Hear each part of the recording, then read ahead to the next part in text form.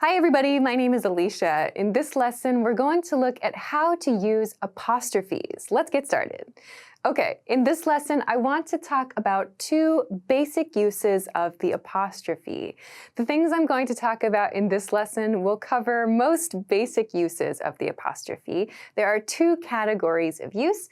We're going to look at showing possession, and we're going to look at contractions to show the missing letters in words. Let's start by showing possession with apostrophes. So, to show possession with an apostrophe, you can use apostrophe S after a noun.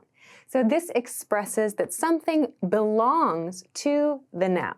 So let's look at some very basic examples of this. First, my teacher's pen. In this example, we have my teacher as the noun that we have to show possession for. We have the apostrophe here, and then it's followed by S. Next is pen. This shows that the pen is owned by my teacher. We can use apostrophe S to demonstrate this. Let's look at the next example. His sister's car. His sister's car. In this sentence, sister is the person owning something, or rather, his sister. So again, apostrophe S shows the ownership in this situation. The car is owned by his sister. Let's look at the last basic example. It's my father's wallet. My father's wallet. Again, we have apostrophe S after the owner of the object. So here, my father is the owner of the wallet. So we can use apostrophe S to show ownership in this way. But there are some very important rules to keep in mind to make sure that you always express this ownership clearly and correctly. So let's take a look at two key rules for you to follow. Okay, first, number one, if it's a singular noun, so this means if you want to show the possession of something that is a singular noun, that means just one thing or just one person, add apostrophe S to make it plural, okay? This is true even if the singular noun ends in S. So this part right here is sometimes confusing even for native speakers. You learn, sometimes I shouldn't put another S after the noun. When should I do that? I don't know. So this is the rule. So if it's a singular noun, add apostrophe S to make it plural. So let's look at some examples of this. First, the business's plan. The business's plan. In this situation, business is our noun. We want to express something that is owned by the business. So business ends with an S, but it's a singular noun, one business, right? We still have to add apostrophe S to make it plural. I'm sorry, we still have to add apostrophe S to show ownership. This is a singular noun. We're not making it plural here. The business's plan. So this shows the plan owned by the business. Okay, let's look at another example of this. His bus's schedule. His bus's schedule. So again, bus is a singular noun that ends with S. We still have to follow this rule. We add apostrophe S after the bus to show ownership. So this schedule belongs to the bus, or his bus in this case. So it's some kind of connection we're showing here. Here's one more example of this S rule. Her dress's color. Her dress's color. So again, dress is our singular noun. It ends in S. We still have to put apostrophe S to show ownership. So in this case, the dress doesn't actually own the color, of course, but the color is a quality that belongs to the dress. So even if your singular noun ends in S, you need to put an apostrophe S after it to show possession, to show ownership. We saw the same thing up here. So these singular nouns do not end in S, but we have to follow the same rule. So this one is an easy one, right? If you're just talking about one of something, one noun, just put apostrophe S after it to show ownership. Okay, great. So let's continue on to rule number 2. Rule number 2 is a little bit trickier than rule number 1. So let's take a look. Okay, for rule number 2, if it's a plural noun, so plural means more than one of something, if it's a plural noun, use an apostrophe after the S. That means no additional S after it. unless the plural noun does not end in s. So this is kind of tricky. Let's break down what this means. So plural nouns, generally, when we create a plural noun, we simply add s to the end of the noun to make it plural, right? Like teacher becomes teachers, right? Or sister becomes sisters, or father becomes fathers, right? More than one of something. We add an s to the end of it. So if it's a plural noun that follows this rule, just add an apostrophe after the s. You don't need to add apostrophe plus s, just one apostrophe. And it's done, it's finished, it's good.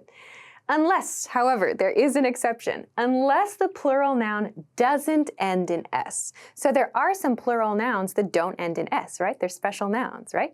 So we'll see an example of this here. So let's take a look at these kinds of examples that we have and break down what's happening. So first one, my parents' house. My parents' house. So in this example, my parents is the noun. This is the plural noun, two people, parents, right? And we have an apostrophe after the s. In this situation, there's no extra s after this because it follows this rule. So the plural noun, parents in this case, just gets an apostrophe here like this, okay? So my parents' house, this shows the house that belongs to my parents, okay? Let's look at the next example. The next example are children's grades, our children's grades. So this is an example of the exception here. So children is an example of a plural noun that does not end in s, right? We have one child, two children, right? So this is a plural noun that does not end in s. In this situation, we need to use apostrophe s, just as we did with rule number 1, right? So in this situation, when you have a plural noun that doesn't end in s, make sure to add that apostrophe s. So if you want to talk about other things like mice, for example, so the mice is something, we need to add that apostrophe s. So this is a good one to keep in mind when you're writing a sentence that uses those plural nouns that are kind of irregular, okay? Let's go to the last example, the students' party, the students' party. So here again, we have a regular plural noun. It's just student plus s, right? Students. We again put the apostrophe after students. No additional s because it follows the basic rule part here. So no exception in this case. So keep this one in mind. This one requires a little bit more thought. Just consider that s at the end. Plural noun or singular noun. Those are kind of the two things it's important to keep in mind with this.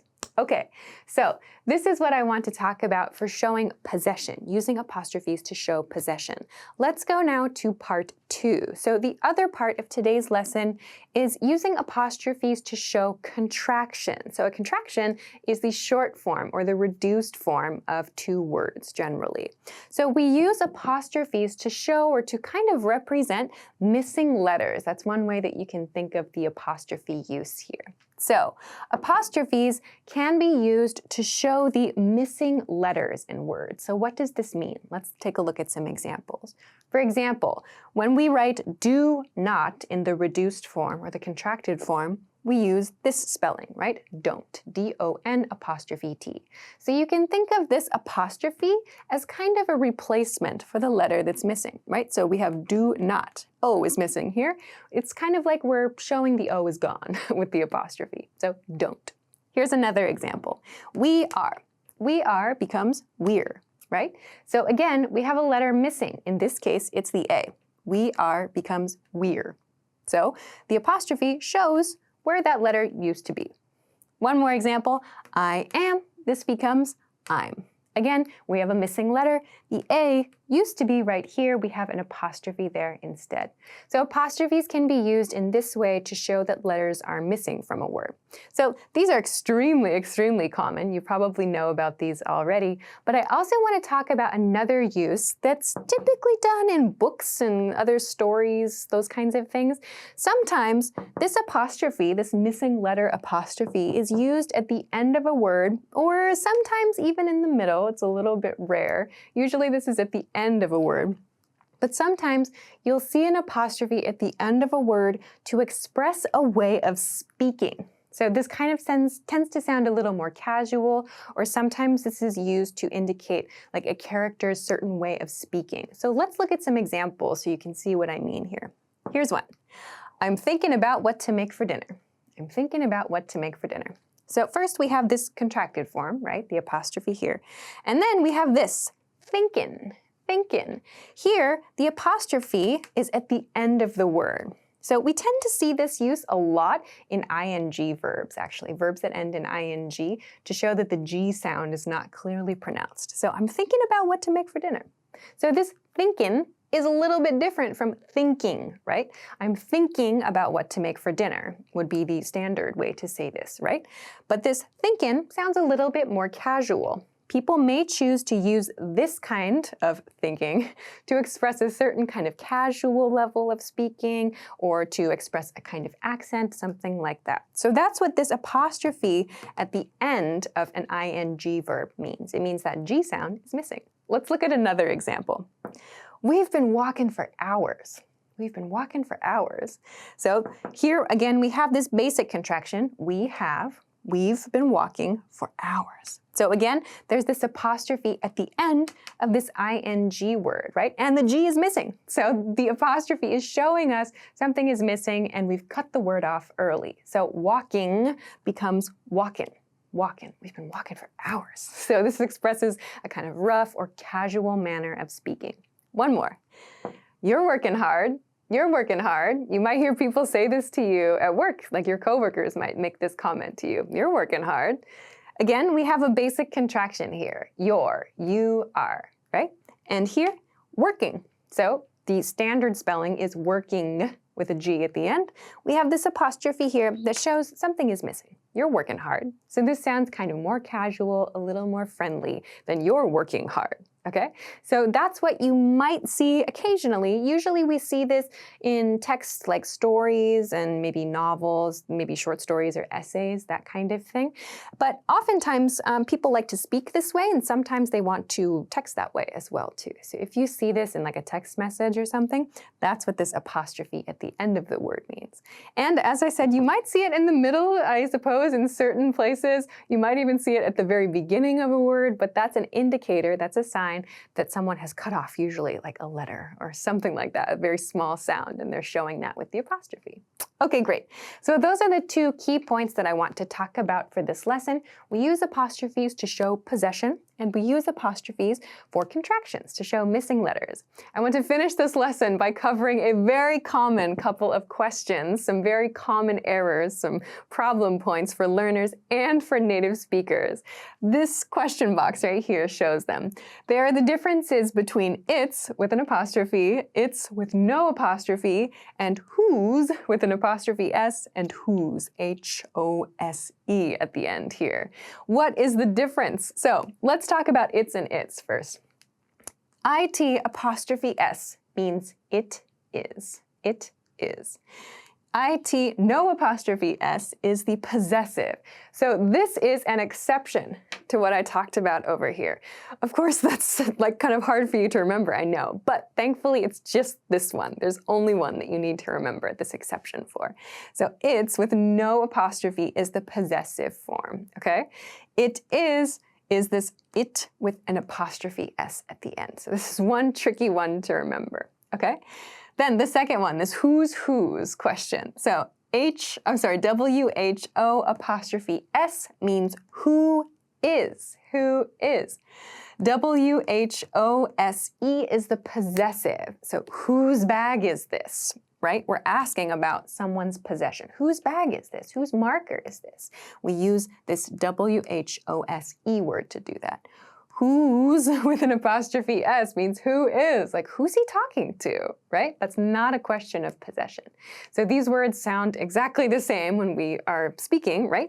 But it's important to remember that they are very different on paper. So keep these small differences in mind because they do matter. Okay, great. So this is a quick introduction to how to use apostrophes. This is a very basic introduction to this very important punctuation mark, but these rules will help you in the majority of situations. So keep this in mind. Of course, if you have any questions or comments, or if you want to practice making some apostrophe words, feel free to do so in the comment section of this video. Also, if you like this lesson, don't forget to give it a thumbs up and subscribe to this channel if you haven't already. Also, check us out at EnglishClass101.com for some other things that can help you with your English studies. Thanks very much for watching this video, and I will see you again next time. Bye!